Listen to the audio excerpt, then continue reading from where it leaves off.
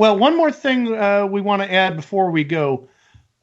Greg wants to talk about some of the guests that were on the show. Yeah. In fact, a notable thing in the first episode, as a matter of fact, in one of his earliest television appearances, a young Bill Maher plays an audience member on the first episode of the David Letterman show. And also, I just found some of the guests, and you can find these clips on YouTube. They had an array of just different guests, stuff that maybe you normally wouldn't see on guests that you normally wouldn't see on a Letterman show. I mean, one that really just blew me away. Isaac Asimov was on this. Yeah, Isaac Asimov. Yeah, the author and futurist. Yep. Yeah, that is incredible. And also Jeff Greenfield, noted political correspondent. He's been on like CNN, ABC.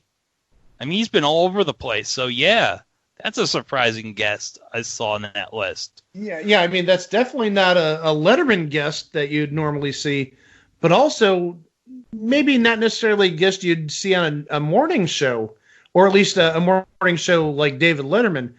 Just a very diverse range of people appeared on this show. It's on YouTube, but there is a segment of 2 appearances Andy Kaufman made on the David Letterman show. Yeah, I remember seeing those segments. One was like Andy Kaufman talking about how he was sleeping in doorways, but then they had to cut in for the news. And the other was just Andy Kaufman being very Andy Kaufman-like.